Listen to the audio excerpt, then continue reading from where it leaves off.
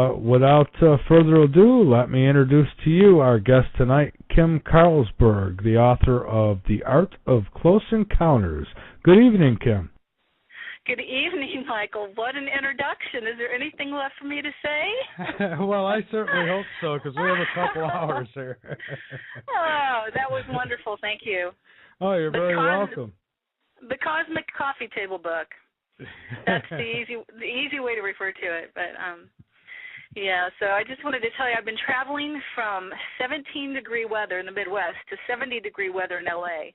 And on the way, I've come down with a bit of a sore throat. So I will try to make my way through here sounding pretty human. Oh, okay. But I may have to cough once in a while, so forgive me for that. But I think I can make it. What are we, 2 hours tonight? Yeah, just under. So yeah, we're right around that realm. So do the best you can, and it's okay if you cough once in a while. It's it's live radio, so anything I guess can happen. So I guess before we go get into your book a whole lot, why don't you tell us a little bit about your Hollywood experience in Baywatch? Okay. Well, I graduated from the Art Center College of Design in Pasadena, California, and I was one of a couple of women in the camera department at that time because that's when we had the big old Ansel Adam cameras for commercial photography, and a lot of women physically just weren't up for it. So, but I was an artist, and I got into photography because one day I took a picture, and I realized that I had been an illustrator most of my life. And I was dating a guy who was a photographer. So I took a photograph one day, and I thought, wow, instant magic. It would take me all day to illustrate somebody's face, and in a moment I can have a...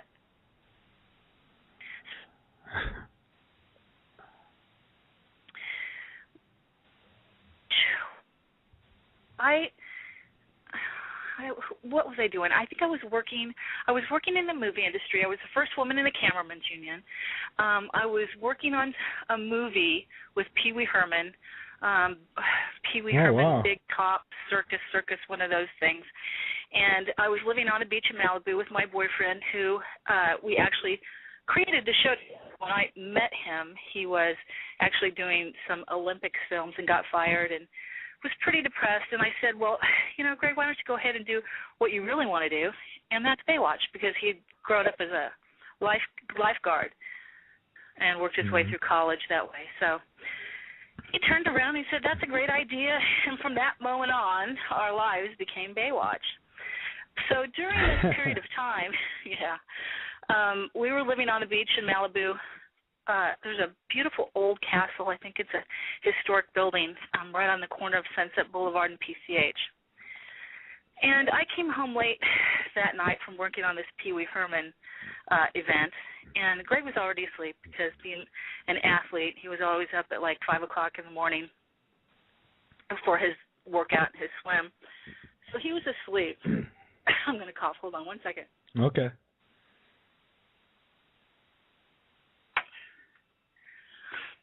Okay, so I was trying to be quiet so I wouldn't wake him up.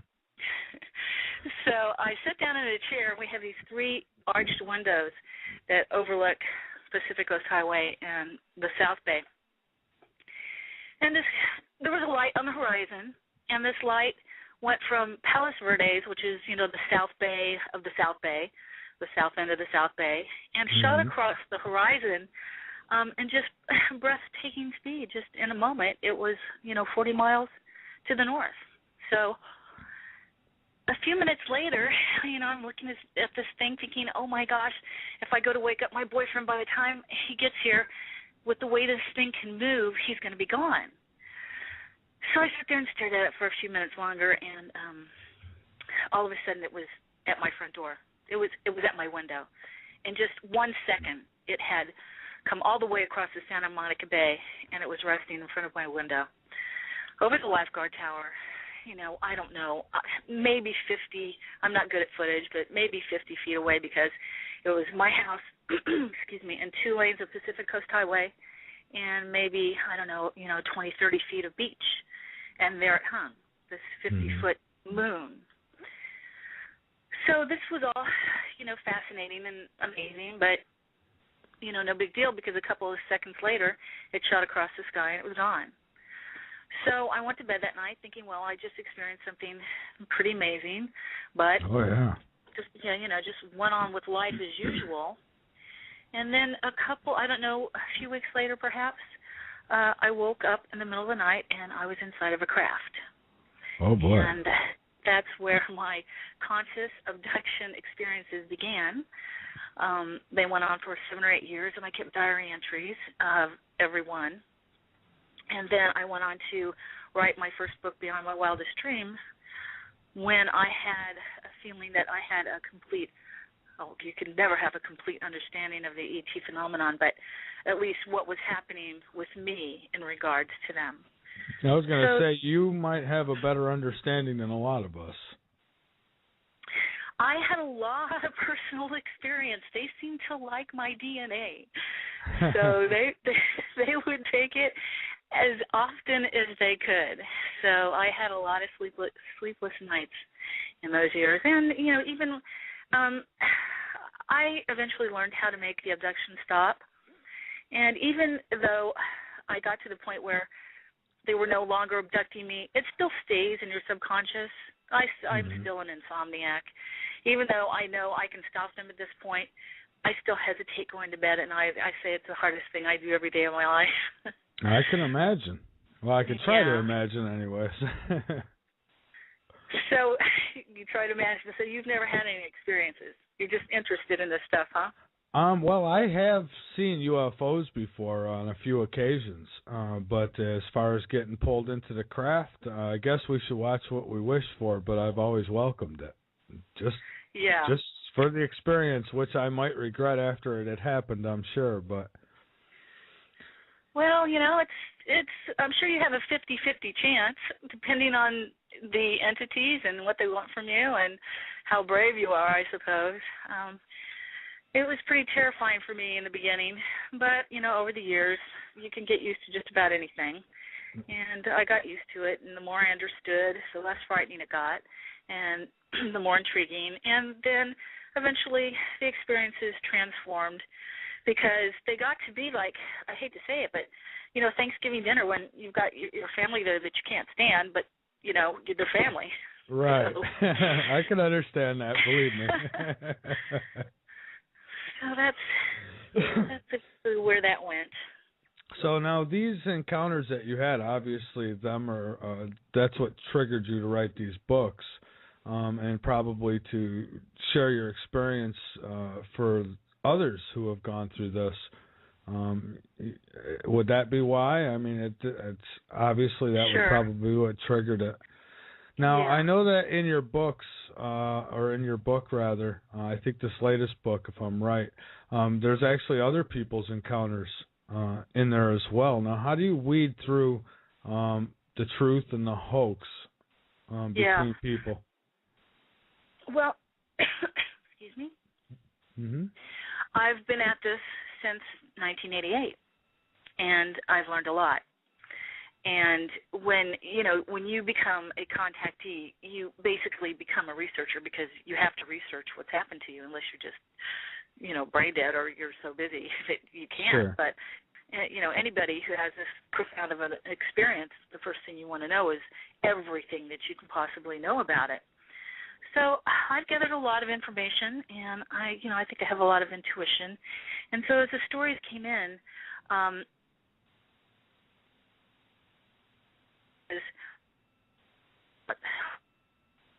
do.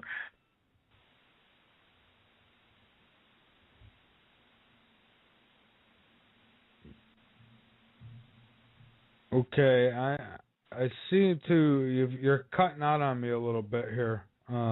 I don't know if I lost you or not. Are you still with us? Okay, we lost her. So if you're listening, call back in, or maybe Nova can try to ring you back up. So yeah, we've lost contact. Apparently the phone has a cold as well. So she'll be back with us in a moment. I guess in the meantime, let me take this opportunity to take myself a quick break here. Landlines, I don't know how much longer those are even going to be around. You can hear an echo of your voice. I've forgotten. They're very strange. Okay, well, you're coming in very clear, actually, very loud and crisp clear. So. Okay, good. Okay. All right, so I know where we left off. All right, great. Let's go there. You said, how did I weed through this stuff? And I said that I remember being in line for a MUFON meeting with a friend of mine back in the day, the late 80s. And when this had happened to me, I really hadn't heard anything about it. I had not heard of alien abduction. I was a latchkey kid, and I worked my way through college and 8 years of college, and I just didn't have time to go to movies and play around, so I didn't know anything about it. And when I was standing next to this woman, thinking, wow, there's a few people in this line that actually believe, what happened to me. And we're talking, and this woman started telling me about her reptilian experiences. And at that point, here I am, someone who's talking about being abducted by, numerous different ETs, and I had never heard of a reptilian. And my mouth dropped, and I thought she was crazy. So, the things that we think are crazy 10 years later are the norm. So I've had, most of the stories are pretty basic contact stories. There's nothing that seems made up or artificial about them, and the book's 150 stories, so every time you turn the page, you get another story. So if there was anything in there that people found to be convoluted, it's not a novel by any means, and you just go to the next page. But I think all the stories are really pretty authentic. A few of them were just very, very long. You have these experiences and you don't have anyone to share them with. Sure. You want to share it, and some of the stories that came in were just, I kept telling people, you only get one page. It's an art book. Your art in one story. So I had to do a lot of editing down. But that's about the only problems I had with the stories. I don't think I turned anybody down because I thought that they were not telling the truth. Either they were just a little too confusing or a little too long. Yeah, and I know all too well about the editing down because sometimes I'll have a guest on. It's happened a few times, and I'll say, yeah, just send me a short bio, and I'll get 5 pages long. Yeah. It's like, I got to read this. Yeah. So now these contacts, you spoke about when they began, but when did you know for sure that you weren't dreaming this, that this was real? I mean, what kind of things was happening? What were they doing? Well, my very first conscious abduction, I knew it was real. I saw the sphere, right? I had the sighting, and then not long after that, I woke up inside of a craft. I believe it was a craft, and I was standing there naked and paralyzed. I could feel that my nose was pressed against a cold metal door. I was freezing. I could see straight ahead of me.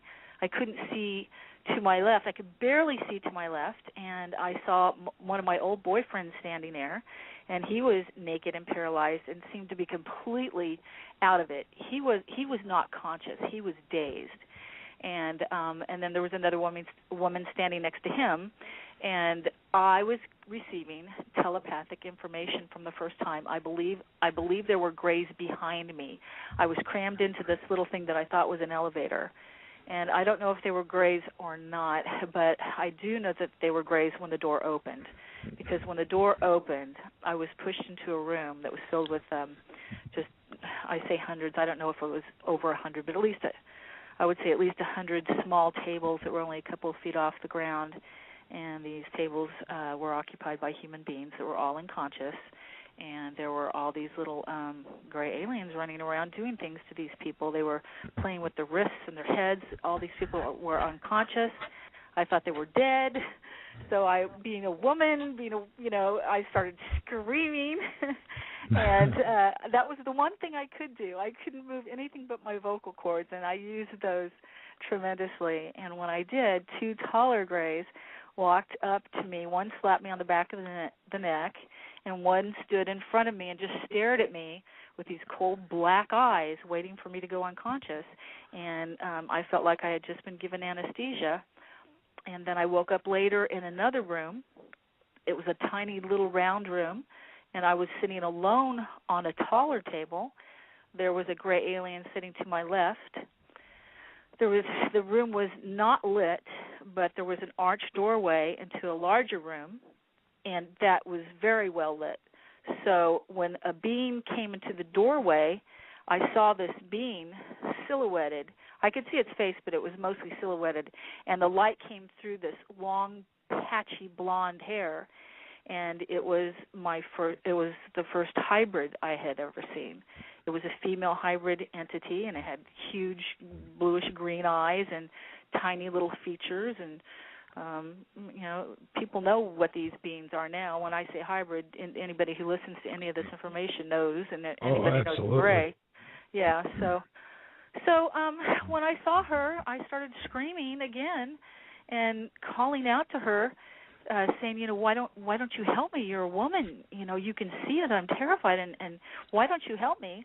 And she just had this attitude and, flipped back this response that was, why don't you stop being such a big baby, and this will be over with soon enough. Oh, wow. So at that point, I just shut up, and the next thing I know, they put me back in my bed.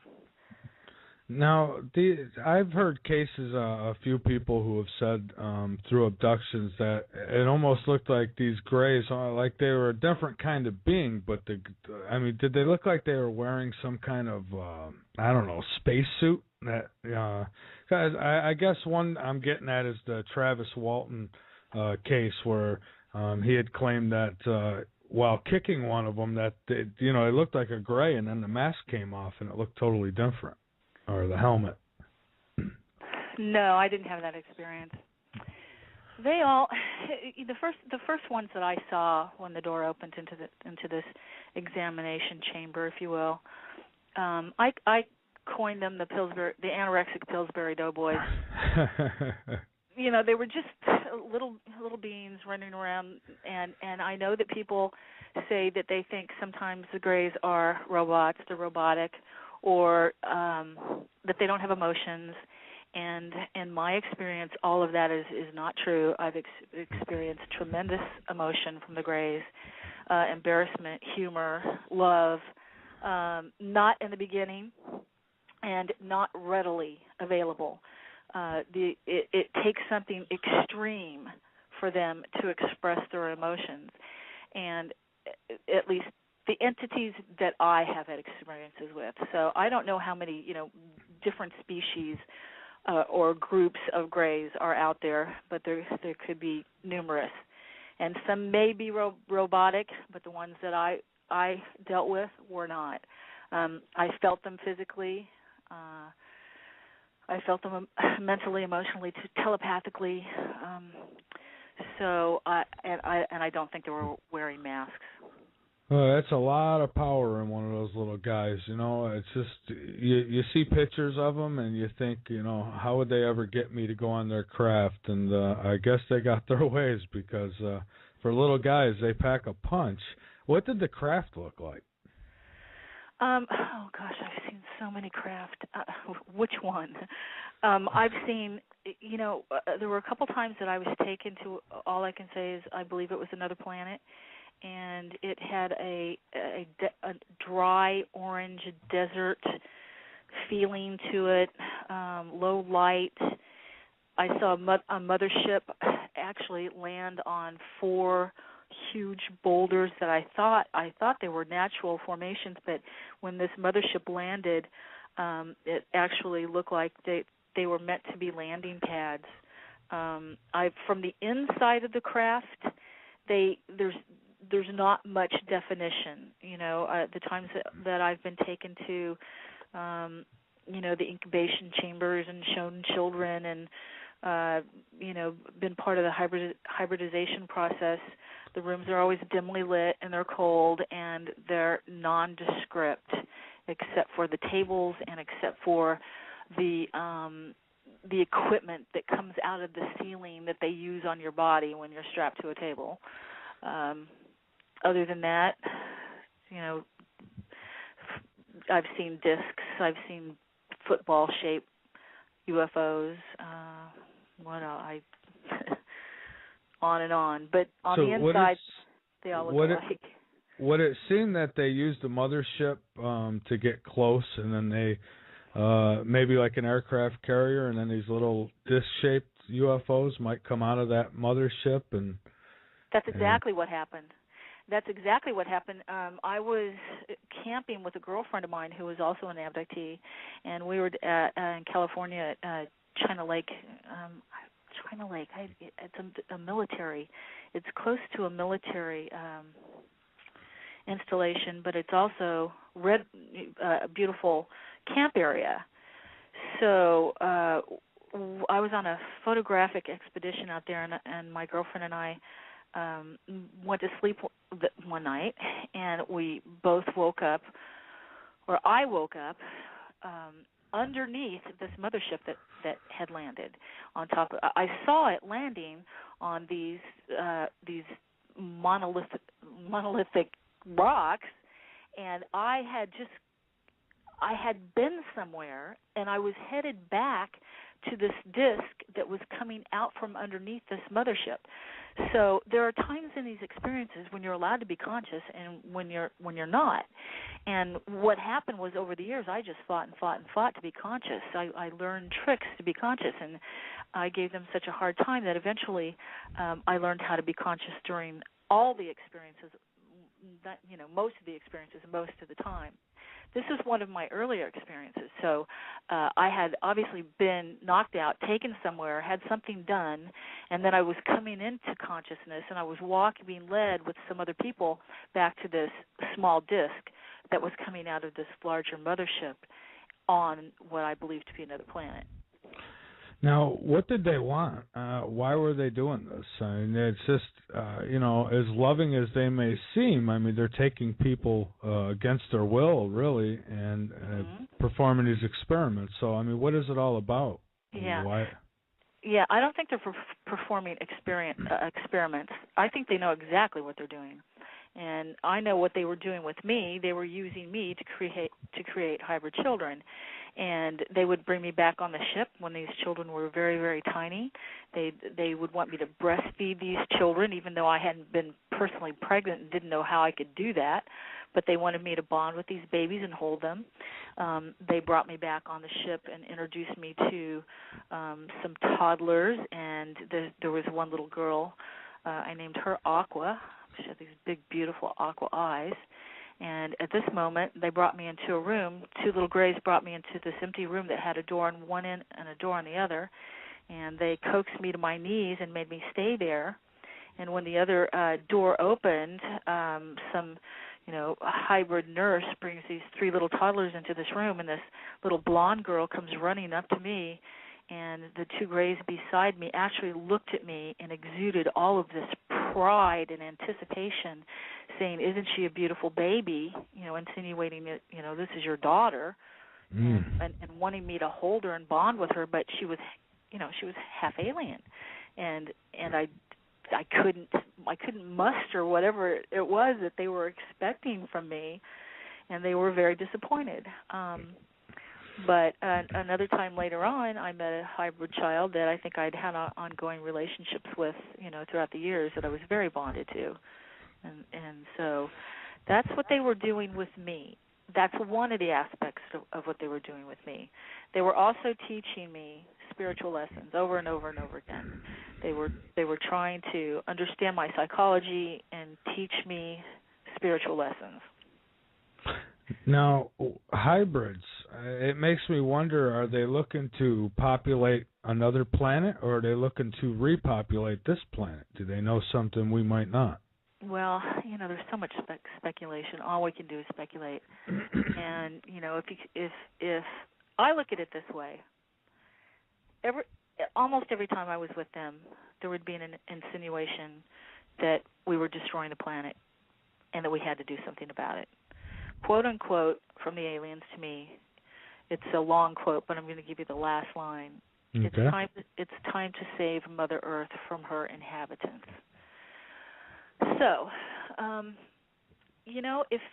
if we can speculate, if we don't start taking care of the planet and it gets to the point where it's really going to come to an end, I wouldn't blame them for repopulating with a more intelligent species that has enough sense to not just destroy its own home. Hopefully we won't, and hopefully there are, probably billions of other planets out there that could be populated like this one. I mean, what do we have? Billions and billions of galaxies, planets being born every day. Oh, yeah. Absolutely. It's endless out there. I think that if we can go through the universe, we'd find billions, probably, planets like our own. Sure. So I tell people I think maybe this is just their job, populating places. They may be the populators, and they may be the caretakers. And, when they experiment, I don't think it's for the sake of experimentation. I think they have a higher goal, and that's to understand us. Now, here's some more speculation for you. I've always gone under the theory that we were actually put here by aliens, just a higher power, whatever that may be. But, okay, maybe God created life, but I've always said that I really think that, that we were put here by another being from another planet. I agree. When I was with them, they gave me this experience once. They got this hybrid, I believe it was a hybrid entity. Her eyes were so huge; they were like a foot around. Each one of them, her eyes are so big, and her face, at the bottom of her face was draped with a shawl. And she came to me and she put her eyes to mine, and she said, "You are us."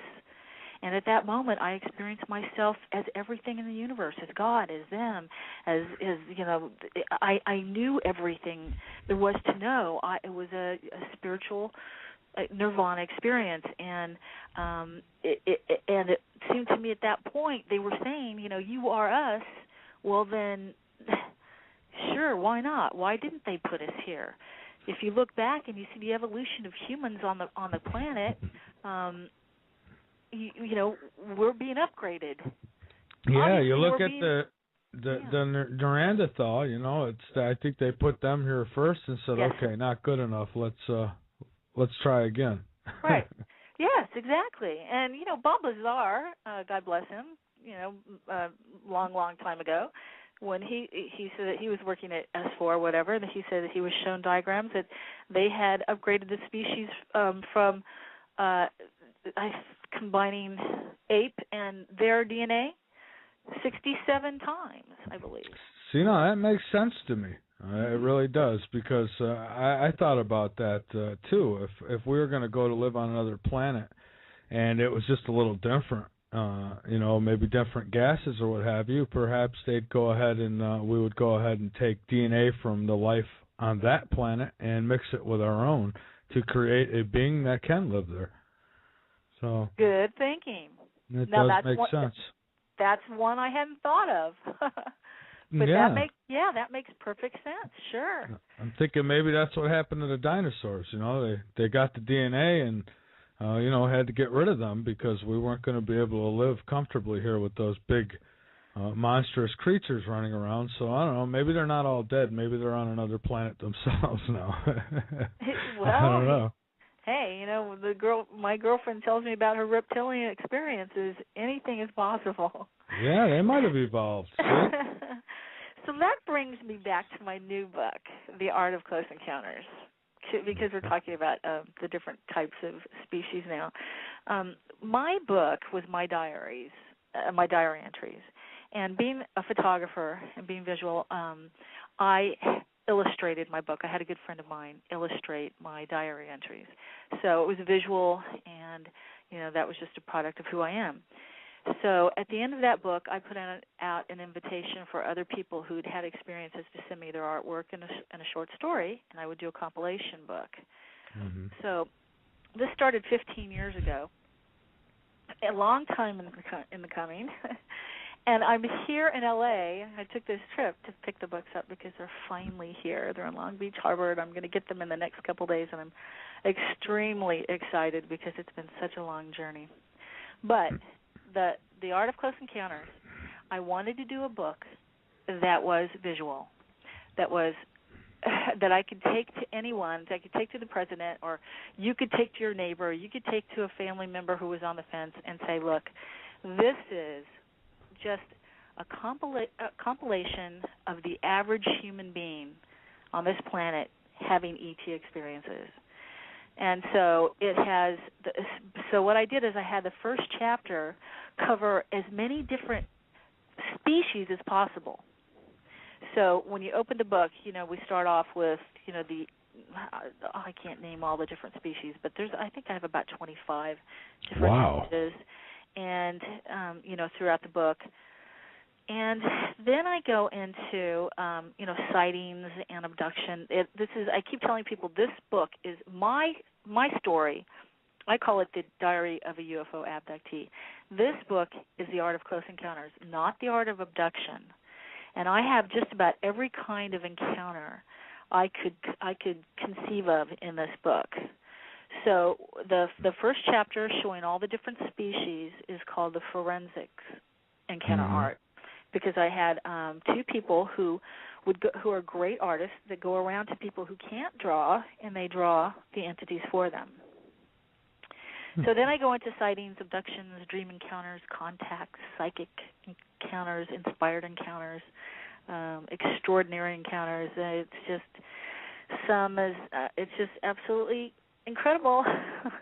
I look at it every day and can't believe how great it turned out. But anyway, if you've got somebody you just want to tease about the subject, it's a tabletop book. It's hardcover, beautiful cover because I made it a matte finish, and I had the aliens' eyes spot varnished so they glisten across the room. Oh, I was watching this show the other night. It was some kind of auction show, which I don't normally watch much TV, but it happened to be on, and I was walking by. And one of the things they had on auction were these green aliens. They were like mannequins, and they looked so lifelike. And I wish I was at that auction because I would have grabbed them. Oh, here's a story. I don't know. Do you remember the movie Intruders? A little bit. I didn't see the whole thing, but I did see bits and pieces of it.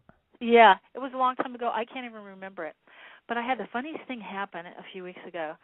I started getting all these emails about this photograph that everybody's been claiming. See, what happened was after I wrote my book, I dropped out for 15 years because I wanted to live an ordinary life, which you can never do once you know what we know.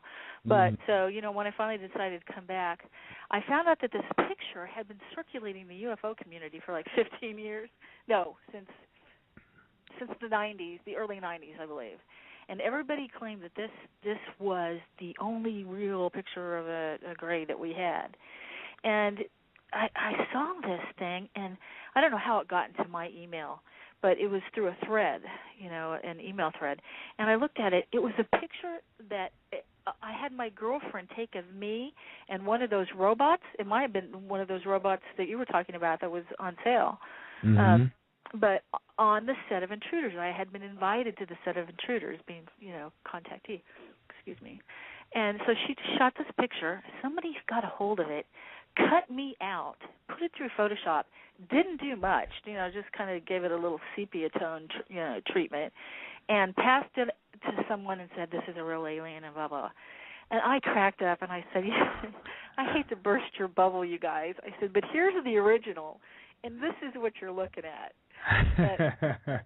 And I said, there isn't anybody in the universe that would want to see a photograph of a real, gray more than me.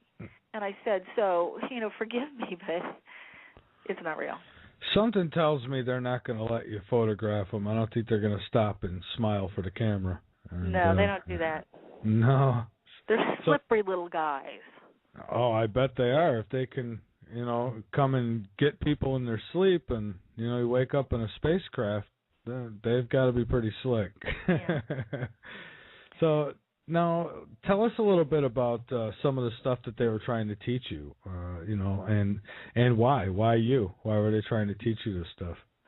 Well, I think they're trying to upgrade the species, and I think they're speculation is, the idea of the 100th monkey?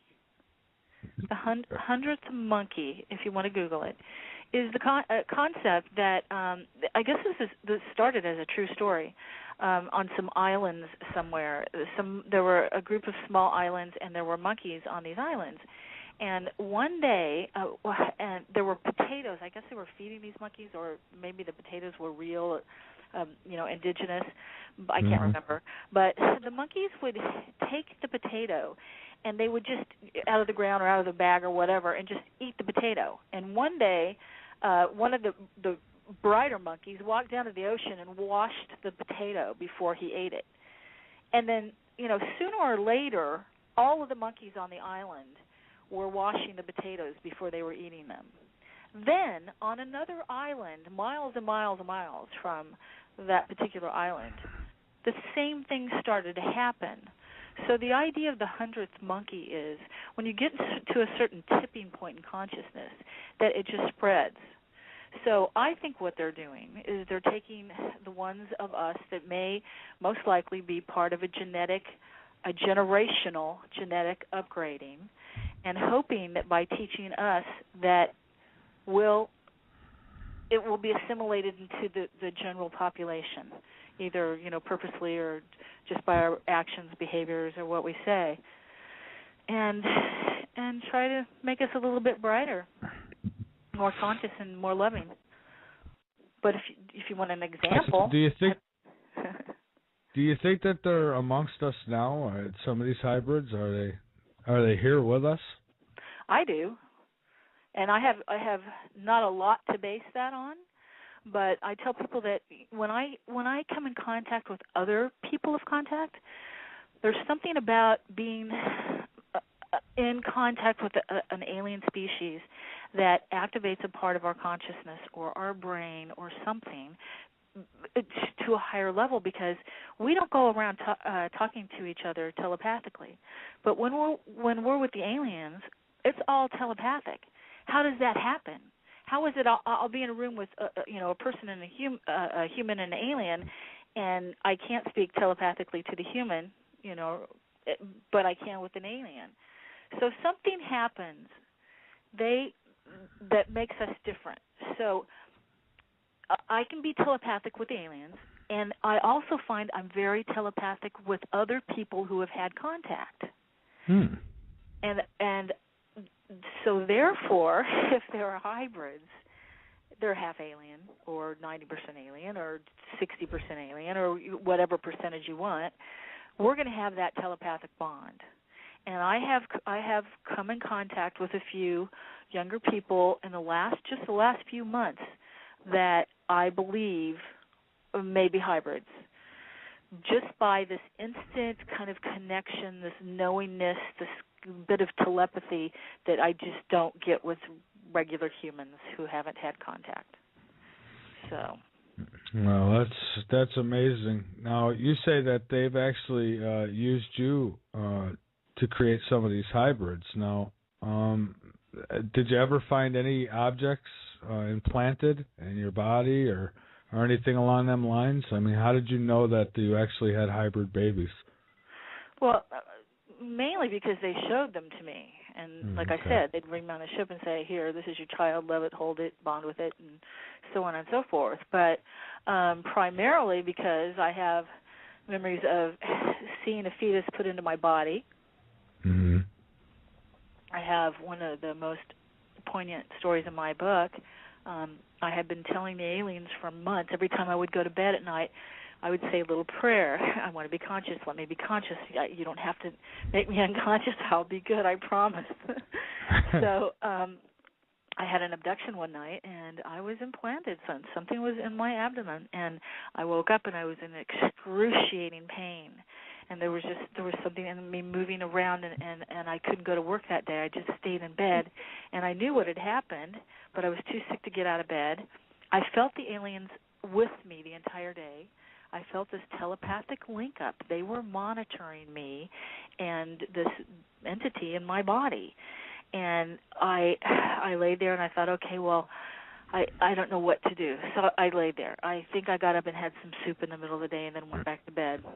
All of a sudden, one of my hands goes to my forehead, one of my hands goes to my abdomen, and I felt this energy starts circulating between my hands through my body, and I knew the aliens were doing this, trying to save whatever it was that was going on in my body. I think the fetus just wasn't taking, and so I laid in bed all day long with this energy flowing through my body, and it got to one point where I just said, "You guys, this is it," and I pulled my hands apart. I said, "It's not working. Just get this out of me." And all of a sudden, 4 gray aliens came through my bedroom wall.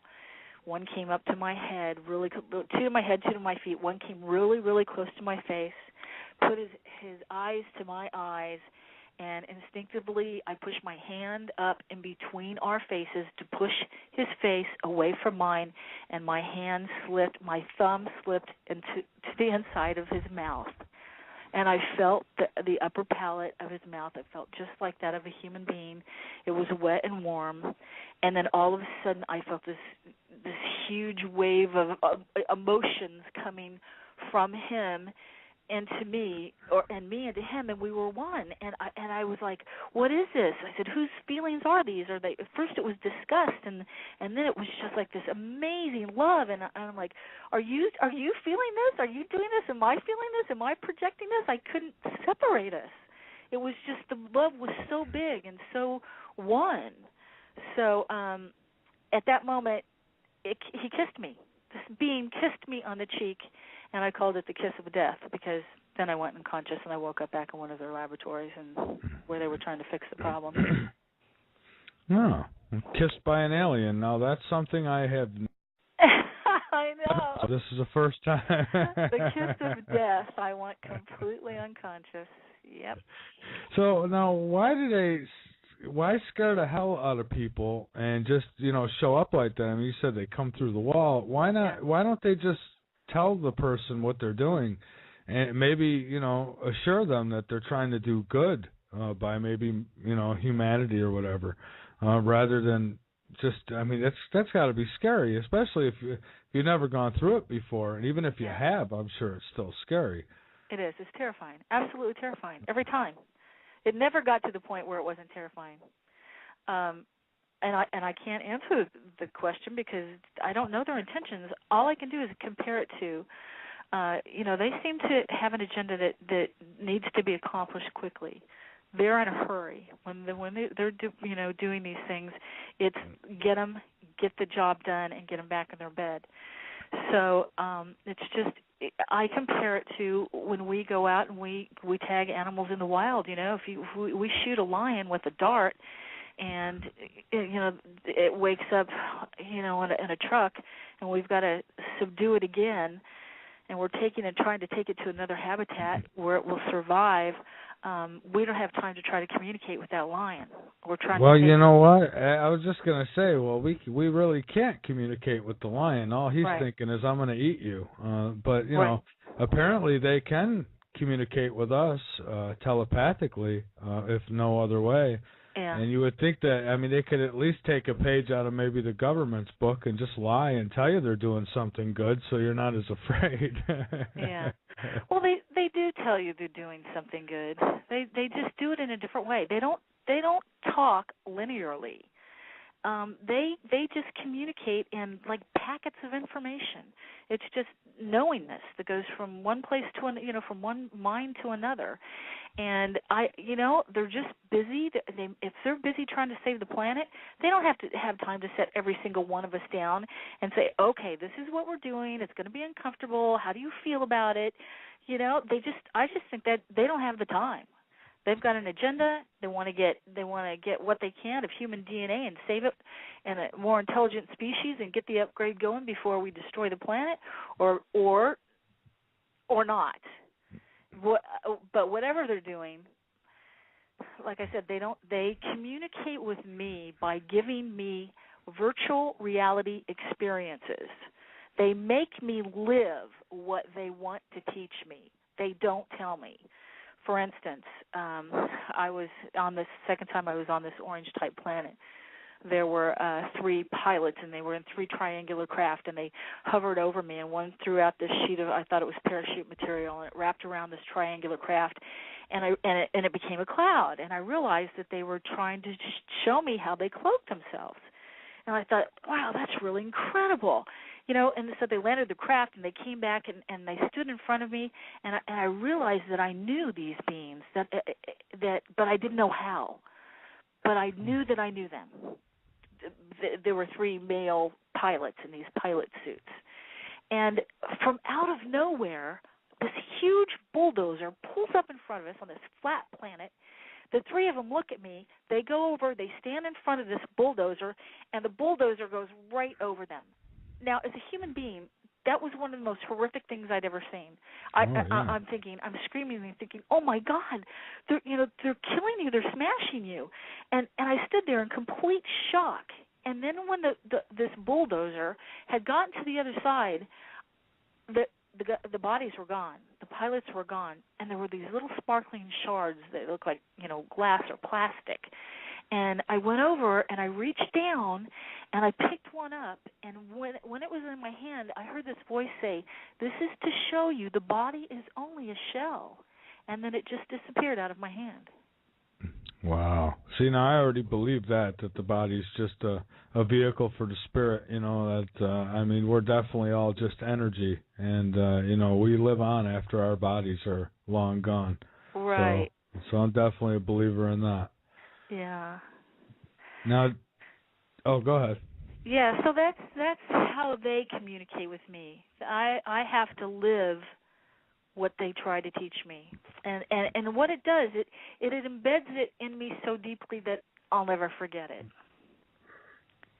Are they still making contact with you now? No. No. No, I learned how to make it stop, and I did, and every once in a while, when I get really, really down, really, my energy gets real low, they might kind of slip around, but I know what it takes to stop them and make them go away. So I was going to say, now that might be a best-selling book as well, because I'm sure there's a lot of people who have this happen to them would love to know how to stop it. Now, yeah. I've heard some people come out with, it was a wonderful thing. Now, I don't hear that often, but I do hear a few on occasion. But most people, have these horrifying stories of, just terrible things that have been done to them. Well, that's interesting because in my new book, The Art of Close Encounters, it's it's right across the board, and I think in this day and age, back in '88 when I had my first experience, nobody knew anything about this stuff. Oh my God! I wrote a book about being implanted by aliens with alien fetuses. Come on! I was ostracized from even the UFO community. It was too much for them. So, where were we? Why was I telling you that? Well, while we're thinking about that, somebody actually. I got it. Okay. So, so back then, if you had a terrifying experience, you really had nowhere to go. Bud Hopkins was it, communion. I wrote Bud Hopkins a 10-page letter, and he wrote me back this, nice form letter and said, there are a few places you can go for help. But in today's world with the internet and with so much going on, people, like I said, people today, know what a gray is. They know what a hybrid is. They know what aliens are. They know what UFOs are. It's old news now. So I think people have, even though they've had horrifying experiences, they know they're not alone. And there are so many communities, like on Facebook, oh my God, there's so many UFO alien abduction groups that people can talk and they can get help and they have a greater understanding. I actually have a Facebook page called Stop Alien Abduction, and the URL to that is www.abductionfreezone.com. And so I have my story, how I stopped my abductions, and I've had lots of other people have learned how to do it their own way. And if there's anybody out there listening, please contribute your story if you've learned how to make it stop, for all the people who are still out there, afraid to go to sleep at night. No, absolutely. Somebody in the chat asked if you were aware of how many times you were actually taken. Oh, that's such a tricky question. Man, I don't know. I believe it probably started in my childhood. I had my first conscious abduction in '88, and they lasted for 8 years. And most of the time, it got up to a couple times a week at the norm.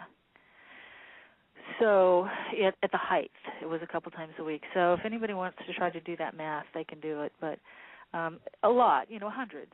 Yeah, I was just going to say, let's just say it was many times, and probably too many times at that. Exactly. How many times? Too many times. Once is too many times when you're terrified.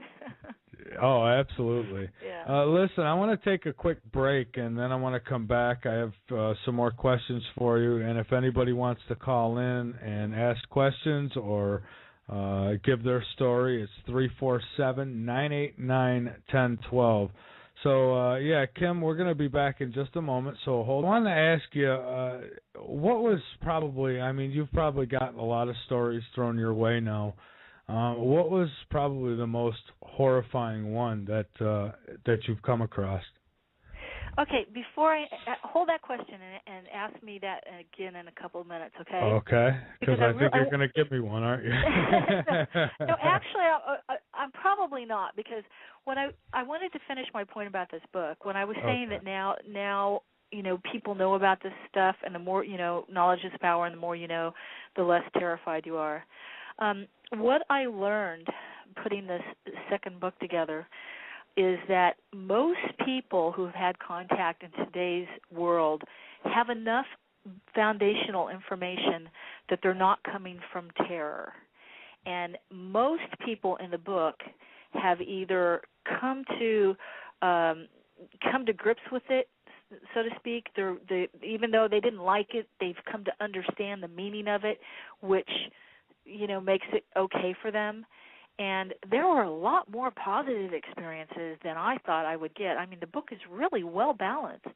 There's some, the Pleiadian stories. I've got stories in here from, a couple of women who were mentored from, the time they were babies by these beautiful female aliens that would come and visit them, in the night and all through their lives, and warn them of upcoming tragedies so that they would be prepared and help them avoid accidents, and just, really cool, loving experiences, way more than I anticipated because of my personal background.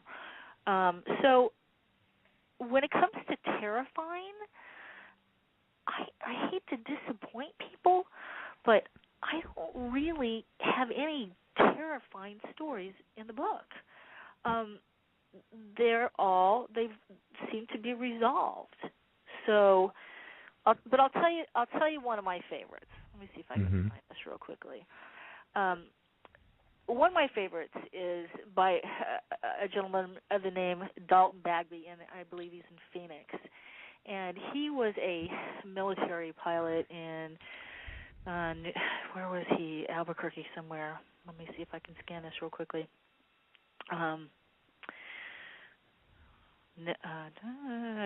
Kirtland Air Force Base, and they were out doing some night training with night vision goggles, and he had gotten too far out of the range where he wasn't supposed to be, and he found himself tucked between these two mountains with these night goggles, and he said he looked out and he saw what I saw with the night vision could not be explained by normal physics.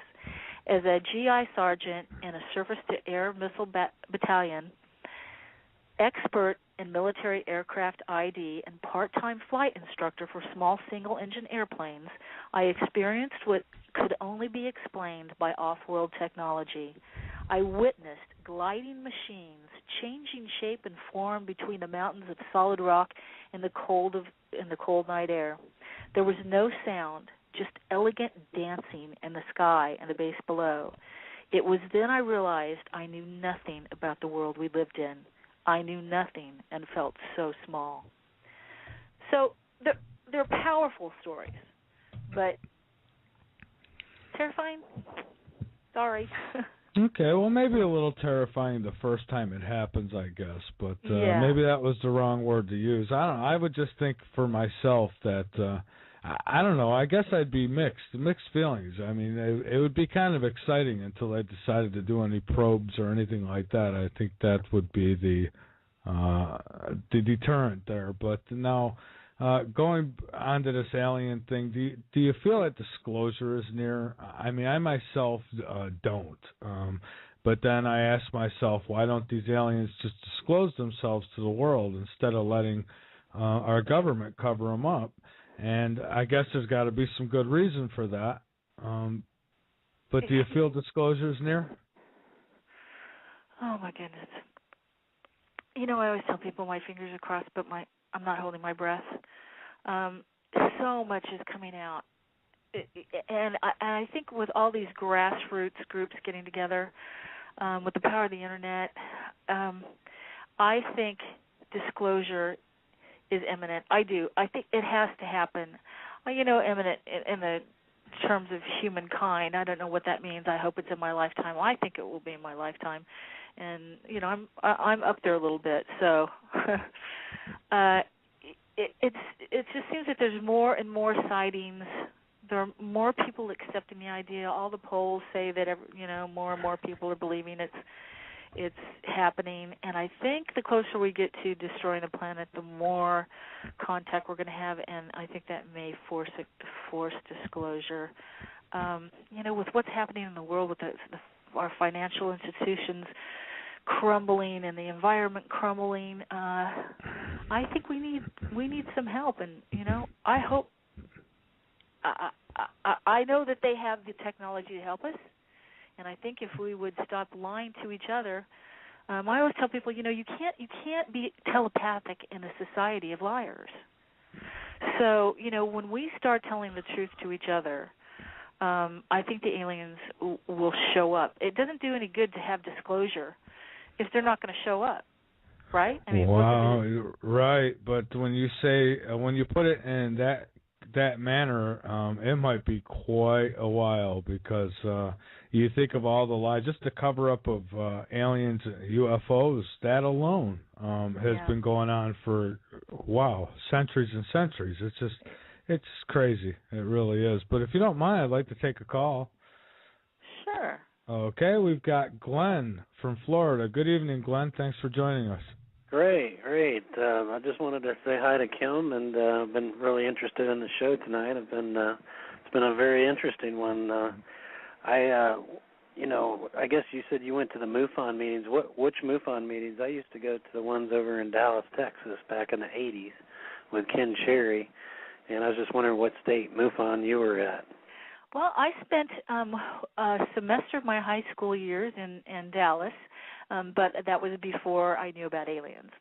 So I moved to the West Coast when I was 20. So I was going to the LA MUFON meetings, and they were pretty interesting. It was a pretty good group. Well, my questions were this. My first one was, what kind of? You said that you were given some spiritual lessons, but can you kind of go over any lessons that you remember that the aliens gave you? Yeah. You heard the one about the pilots laying their bodies underneath the bulldozer to show me that the body was only a shell, right? Right. Okay. Another good one. These virtual reality scenarios they would put me through, it would be just like you didn't know them. You thought they were absolutely 100% real. There was no question that it wasn't real. So I would wake up and I would be somewhere, and I would just be alive in this environment and this event. So one night I woke up and I'm in a prison, and I'm a female prisoner. And there's another female prisoner in front of me, and she's coaxing me to come with her, that we were going to escape. And I was very confused, going, oh, my God, I don't know if we should do this, and are you sure this is right? And she said, no, come follow me. We can get out of here. So I'm like, okay, fine. I don't want to be in prison. Let's go. So as we turned the corner, there was a female guard standing around the corner that she had not expected to be there. She grabbed the woman by the head and cracked her neck and killed her right in front of me. And as she did, I turned my head and looked away because it was such a horrific sight. I couldn't stand it. I threw my head down and curled up in a ball. And as I did, the scenario melted away, and this telepathic voice went through my cells that said, any time you are involved in an act that you know is not right, you are equally responsible as the person committing the crime. And I woke up, and there they are. So I'm standing over there with the graves going, okay, well, that must mean something important. I'll take it to heart, and I have always gone by that. So I guess that makes me a bit of an activist. You know, when I see things that are not correct in the world, like the cover-up, I remember these lessons. They're just embedded in my consciousness. Did they ever talk about religion, like the Bible or any hell or anything like heaven and hell or anything like that? Or do they talk about what happens when you die or anything? Well, just by the experience of those guys laying down in front of the bulldozer and saying the body is just a shell, obviously they're telling me that life is eternal, right, or life goes on. And the experience that I had when the woman looked in my eyes and said, "You are us," and I felt myself to be one with everything in God.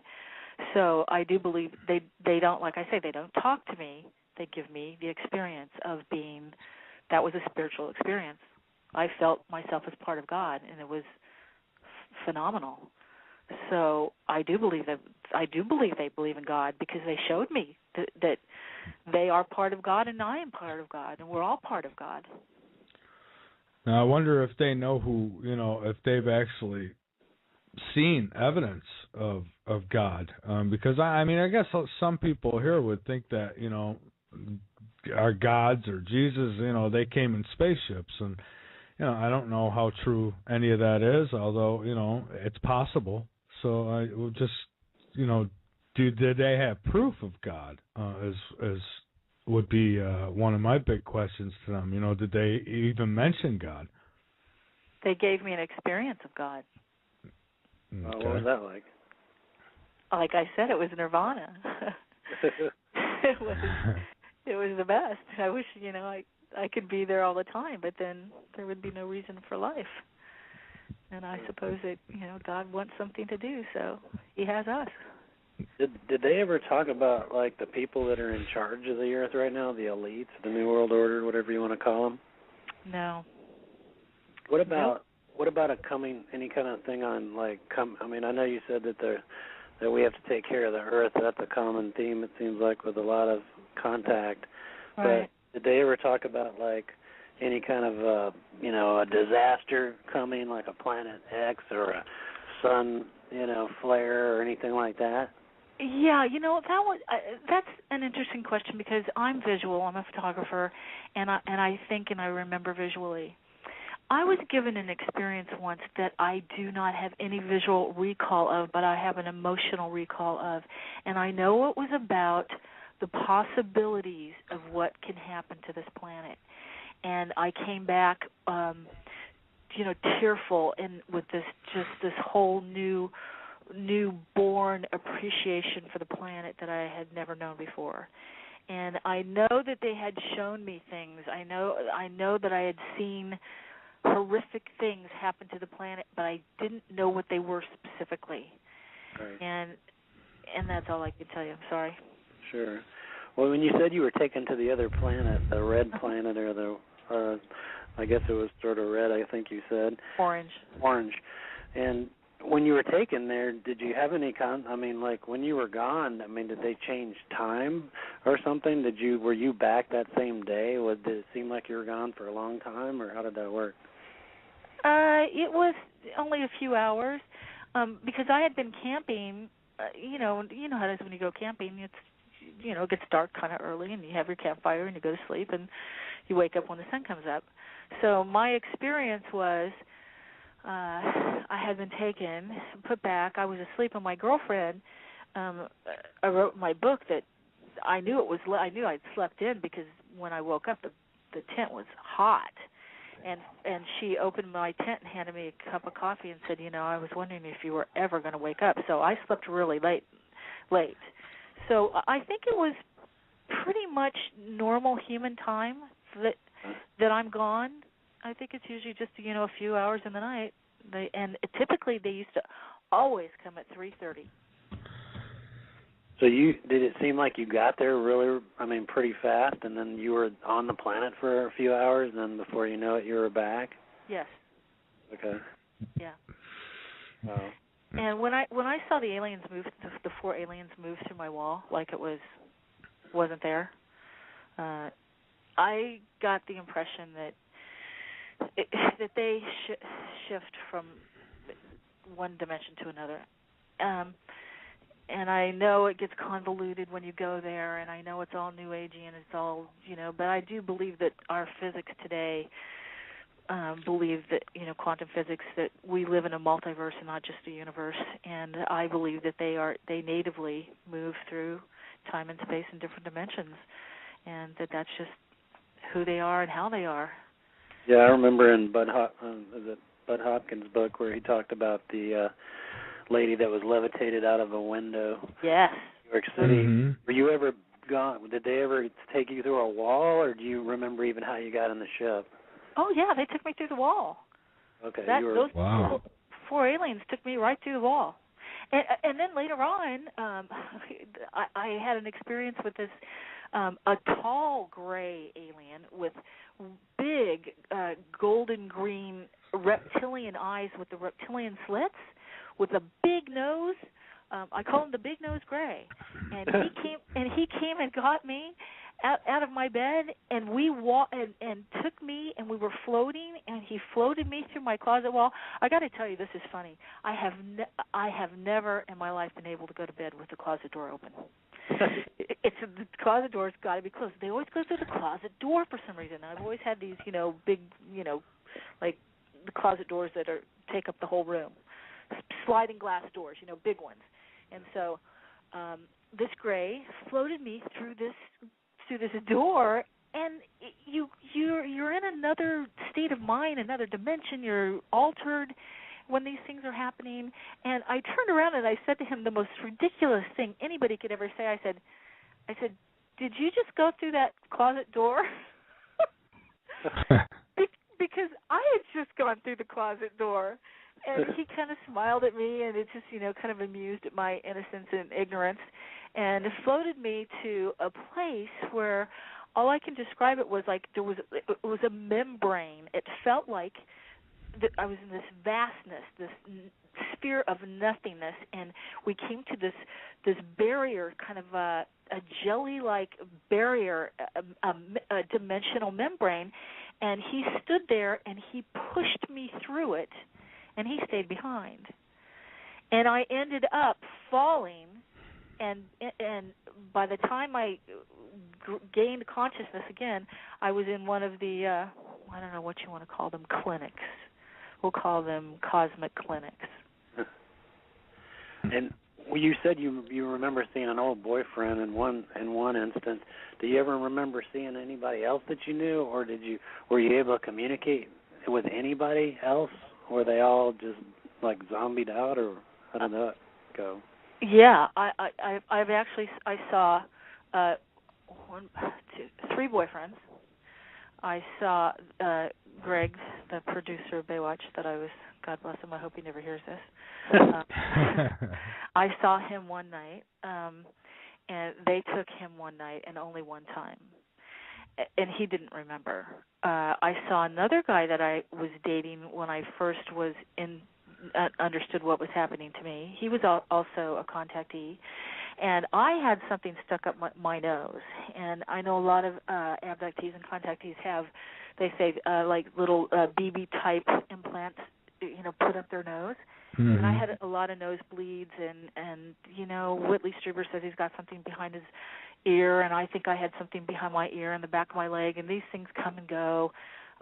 Maybe when they get better technology, they remove them, and put something better. But I remember one of my boyfriends, I ran into him, and he looked horrible. He just dazed and like he was in excruciating pain.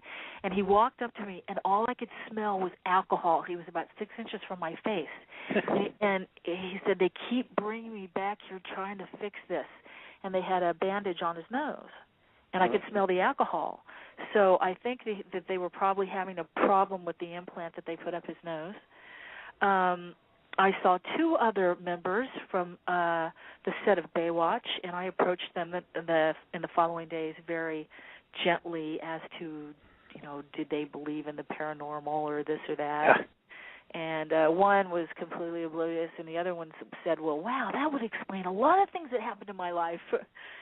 So, but so you don't think dating, you gave them the free ride in the spaceship. You think that they were already being taken, and then you were just attracted to them, maybe by some connection? Good question. I don't know. My first boyfriend, David, we were together for 5 years, and he was completely into astronomy. I ended up getting all my credits for astronomy degree, AA from Santa Monica College, and he did too at the time. And so, he had that interest. I don't know if that's what drew us together or not. Maybe.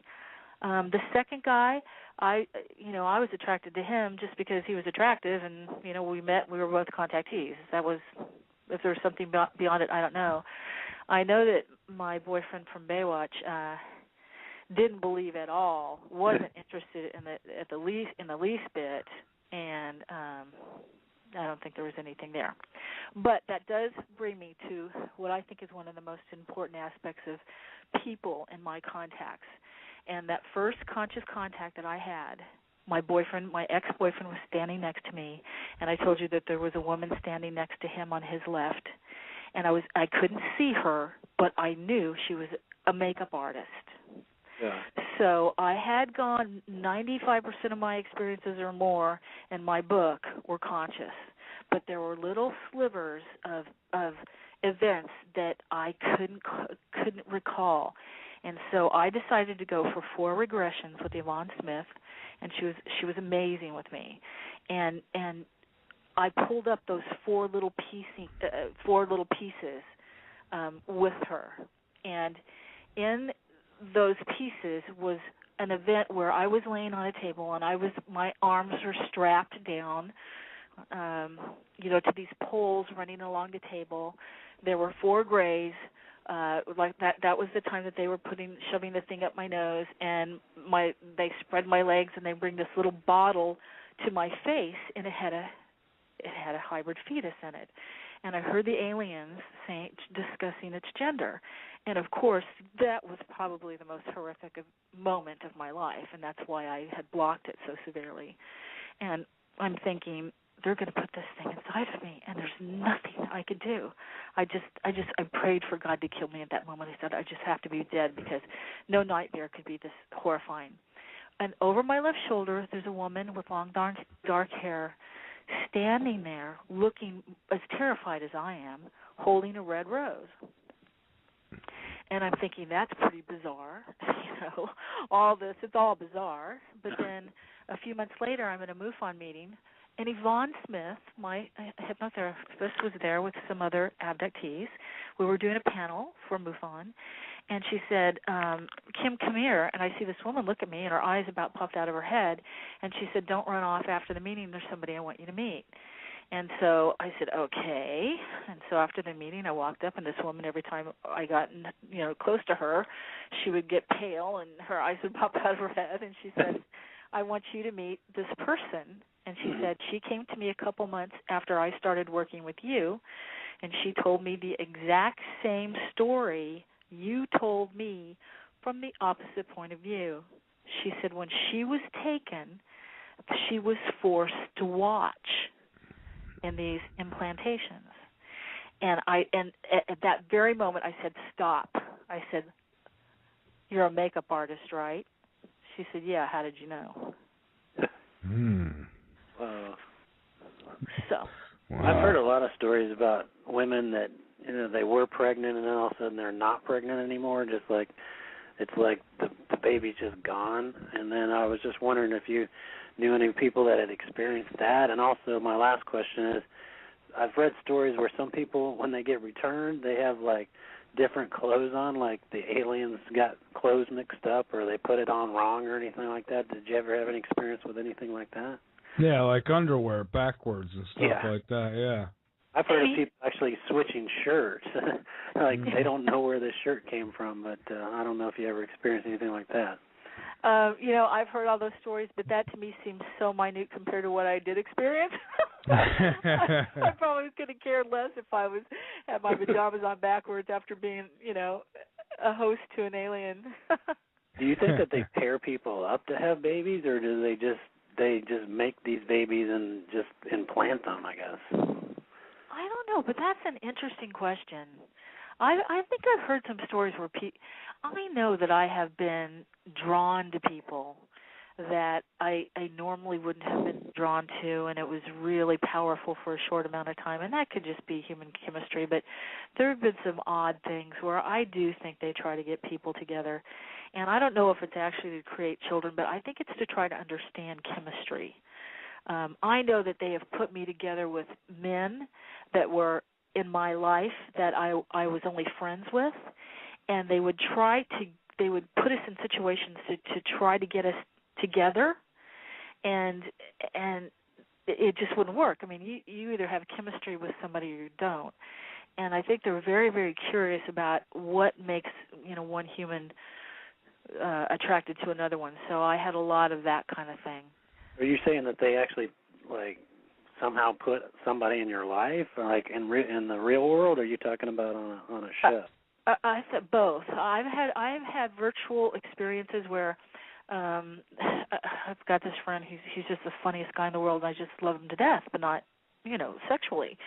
And all of a sudden, we were in this really romantic place, and I kept feeling this kind of like urging, this psychic like pressure, like come on, go for it, that kind of thing. Yeah. And I'm like, no, that's not what we're about, So yeah, they try to push you into situations to see how far you'll go, to try to understand our psychology. One time, years after my husband and I had been split up, they put me together with my husband's best friend. And he stepped into my truck. And this was in real life, in front of my apartment. He stepped into my truck out of nowhere, and he tries to seduce me. And this is further on in my experiences. And I'm like, no way. We had, this guy was a great guy. I mean, I loved him as a man, but not as a lover. And so, he's like trying to seduce me. And I'm like cracking up, going, this can't be right. I said, this isn't you. I see through this now. And all of a sudden, the facade faded away, and there sat this little gray with his head down. And he was embarrassed, and he telepathically apologized to me. He said, I'm sorry for putting you through this. And he just slid away, disappeared. Weird. So it was like a disguise. Yeah. That's wild. Well, that was very interesting. I know that you probably have some other people that want to call in, so I'll get off here, and just wanted to thank you again for coming on the show. Well, thanks for your questions. That was fun. Yeah. All right. Thank you. Thank you, Glenn. Okay, bye-bye. All right. Have a good one. All right. That's Glenn Kennedy. He's on here Wednesday nights with me, and he takes an interest and calls in sometimes. He's got some pretty good tonight. So yeah. Yeah, somebody had brought something to my attention in the chat a little while ago, and Glenn had brought up the NWO, and some feel that it's far-fetched to think that the NWO could spread even into space, and for me, it's not so far-fetched because you would think that government officials who have been covering up this UFO phenomena, and quite possibly they have contact with certain races of beings. So who's to say that, I've heard through the grapevines and through the years that they've had agreements with certain races that they can take so many people for technology and things like that. So, I mean, do you really think it's that far-fetched that it's possible that there could be alien races out there who have made contact with the governments around the world, even ours, and that they do have some kind of, they're in on it? Yeah, in my personal experience, I've been taken to military bases where the Greys were working hand in hand with the military. So I have no doubt. Whether it's for technology or not, I don't know, because I don't think the aliens have to have our agreement on anything. I don't either. Yeah, if they want something, they can take it. So, whatever agreements, I've heard so much about so many agreements, I just have to laugh. Like, what is an agreement between an alien and a human? Yeah, exactly. Really? That's what I've always said. I mean, if they can shut down our missiles and our aircraft, our fastest aircraft can't even get near these things. Yeah. I've always said that too. If they really wanted to come here and take over, they could do that. But at the same time, I don't know. Maybe they obviously have some kind of secret agreement going with somebody from another planet, because 51. That's another case. I mean, where are they getting this technology from? People see crafts up and down from that place all the time. Yeah. If I'm sure that they're working together, but I can only imagine it's just for convenience for the aliens. It's probably just like they like to knock us out because we like to fight. They want us to be unconscious when they take us because we'll fight. Well, I believe if they have any kind of agreements with the government, it's just for convenience so that they don't have to apply the power, the pressures that they can. But like I said, I can't imagine that they would need anything from us because I'm sure they can take whatever they need or want. Yeah, I would think that too. But I mean, there must be some reason why they tolerate one another, because again, we know that there's been contact, but through governments, and no, we can't prove it. I don't have any evidence of that, but I really feel that in my heart that there has been contact, and in some cases, I don't think everybody in government knows about this, but I think some of the higher ups do. Yeah. Well, whatever they're up to, I hope it's for the higher good of all concerned. That's all I can say. Yeah, I do too, but I'm afraid it's probably not. So hopefully the ones who are enlightening you will come to our rescue, I hope. Yeah, and there's so many different factions of ETs and so many different factions of government and military. Well, sure, it's like human beings. You have good and you have bad. I think you have that. It's probably universal. Yep. I would think so. They found out that it was that way with the gorillas, so. Yeah, absolutely. So what else would you like to get out there? What haven't we maybe touched on about the book or about your story that you might want to get out there that we haven't done yet? Because we still have a few minutes left.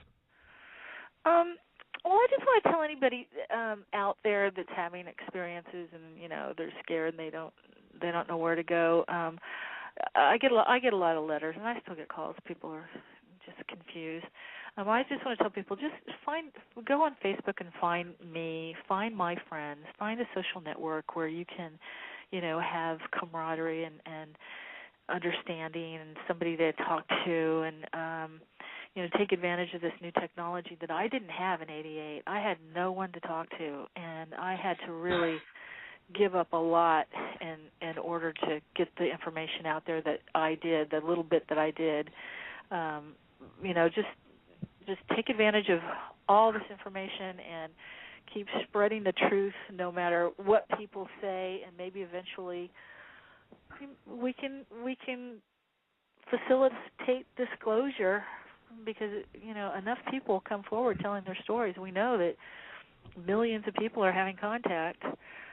Just be brave and tell your story and get on radio shows and TV shows and talk and make it possible for us to live in the truth of who we are and where we fit in the universe, and it's ugly to have to wake up every morning of your life knowing you're living in a total lie. Our governments keep us suppressed in every way possible, and we just need to keep fighting back and join the club, and let's make disclosure happen from where we sit. Absolutely. It starts with waking up one person at a time, and I think that nowadays most people know what's really going on, and the ones who don't are just in denial. And that's a really good spot to plug my book one more time, because it's a very fascinating tabletop book, and you just leave it on your tabletop. When anybody comes over that doesn't know about it or is on the fence or has had an experience, it's good for anybody, because if you've had an experience, you're going to find your experience in the book or something similar, and you're going to have that camaraderie. And for people who don't know about it, they're going to look and go, wow, because we don't have a lot of time to read, and this is visual, and we all know a picture's worth 1,000 words. So absolutely. So what's next on the agenda for you? Well, I'm picking the books up in a couple days, and it's been a long road getting this book done. So I'm going to be doing the circuit and just getting the word out there. It's just my one little voice to tell the world about this book, and I'm going to be talking, and doing conferences and anything I can do to let people know that it's here. I'm probably going to do a volume 2. I've already started it, actually. So if you have a story and a piece of art that you would like to be in volume 2 of The Art of Close Encounters, go to theartofcloseencounters.com, and all the information is there for submitting your story. Okay, great. Well, listen, I want to thank you so much for being a guest here on Late Night in the Midlands. It's been very interesting, to say the least. It was a pleasure. I really enjoyed it, Michael. We'll have to do it I have too. And I want to get your links up on my website as soon as I get a chance this weekend. And maybe we can get you back in the near future. Maybe there'll be another book in the works, and we can talk about that one too. Absolutely, and I won't have a cold. Okay, well, hey, you're entitled. It's that time of year. Yeah, and I'll call you from a landline to begin with. Okay, well, thank you so much. And again, I do appreciate you taking time out to be here with us tonight. Yeah, thank you, and happy holidays. Oh, same to you. Okay, bye-bye. Did you have one? Okay, everybody, that was Kim Carlsberg, the author.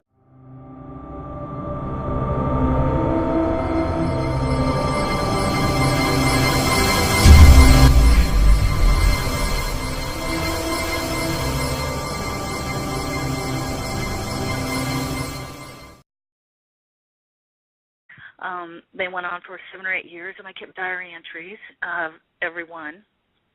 And then I went on to write my first book, Beyond My Wildest Dreams, when I had a feeling that I had a complete, you can never have a complete understanding of the ET phenomenon, but at least what was happening with me in regards to them.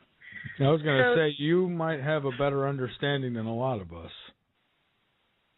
I had a lot of personal experience. They seemed to like my DNA. So they would take it as often as they could. So I had a lot of sleepless nights in those years. And, even I eventually learned how to make the abduction stop. And even though I got to the point where they were no longer abducting me, it still stays in your subconscious. I'm still an insomniac. Even though I know I can stop them at this point, I still hesitate going to bed, and I say it's the hardest thing I do every day of my life. I can imagine. Well, I can try to imagine anyways. So you try to imagine. So you've never had any experiences. You're just interested in this stuff, huh? Well, I have seen UFOs before on a few occasions, but as far as getting pulled into the craft, I guess we should watch what we wish for, but I've always welcomed it. Just for the experience, which I might regret after it had happened, I'm sure, but... Well, it's I'm sure you have a 50-50 chance, depending on the entities and what they want from you and how brave you are, I suppose. It was pretty terrifying for me in the beginning, but, over the years, you can get used to just about anything. and I got used to it, and the more I understood, the less frightening it got. And but I was an artist, and I got into photography because one day I took a picture, and I realized that I had been an illustrator most of my life, and I was dating a guy who was a photographer. So I took a photograph one day, and I thought, wow, instant magic. It would take me all day to illustrate somebody's face, and in a moment I can have a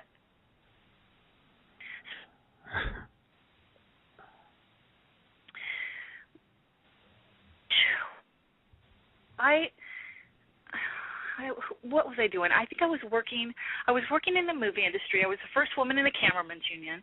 I was working on a movie with Pee Wee Herman.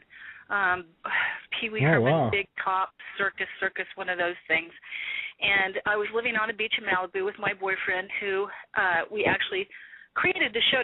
When I met him, he was actually doing some Olympic films and got fired and was pretty depressed. And I said, well, Greg, why don't you go ahead and do what you really want to do? And that's Baywatch, because he'd grown up as a lifeguard and worked his way through college that way. So he turned around and he said, that's a great idea. And from that moment on, our lives became Baywatch. So during this period of time, we were living on a beach in Malibu. There's a beautiful old castle. I think it's a historic building right on the corner of Sunset Boulevard and PCH. And I came home late that night from working on this Pee Wee Herman event, and Greg was already asleep because being an athlete, he was always up at like 5 o'clock in the morning before his workout and his swim. So he was asleep. I'm going to cough. Hold on 1 second. Okay.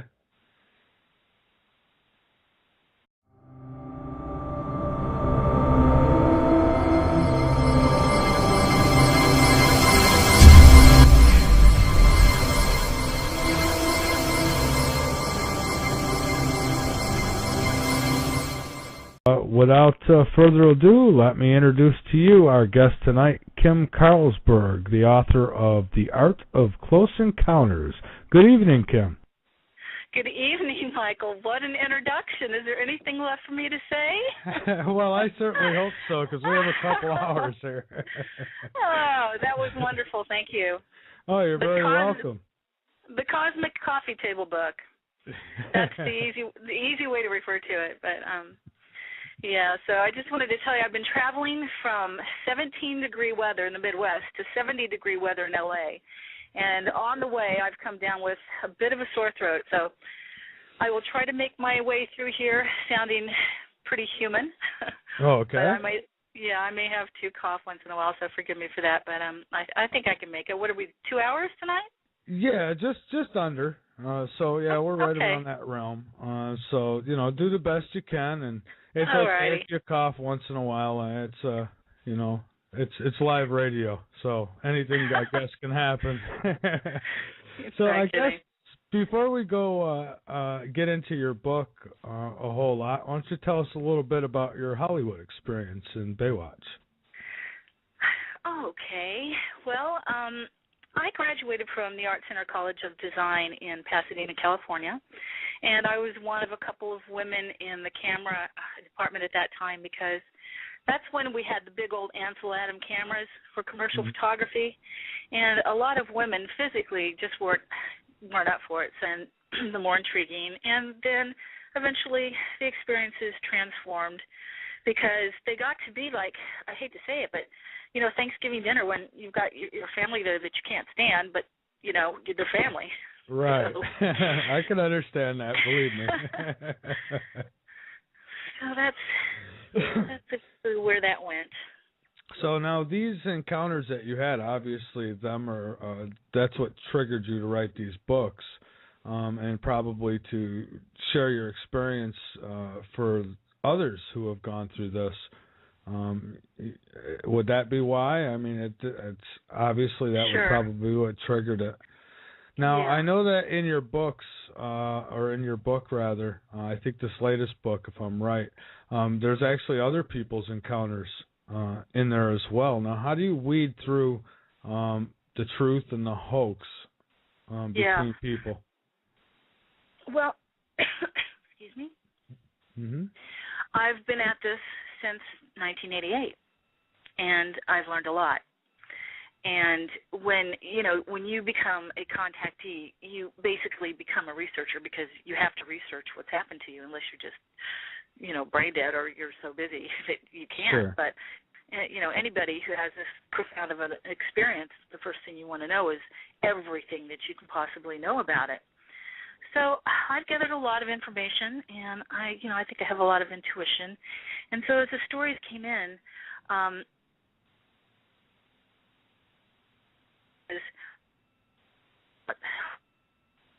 do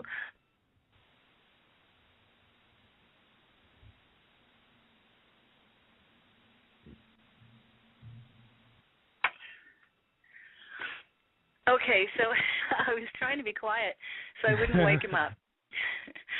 So I sat down in a chair, and we have these 3 arched windows that overlook Pacific Coast Highway and the South Bay. And there was a light on the horizon, and this light went from Palos Verdes, which is, the South Bay of the South Bay, the south end of the South Bay, and shot across the horizon and just breathtaking speed. Just in a moment, it was, 40 miles to the north. So a few minutes later, I'm looking at this thing thinking, oh, my gosh, if I go to wake up my boyfriend, by the time he gets here, with the way this thing can move, he's going to be gone.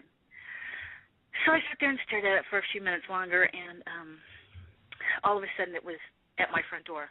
It was at my window. In just 1 second, it had come all the way across the Santa Monica Bay, and it was resting in front of my window.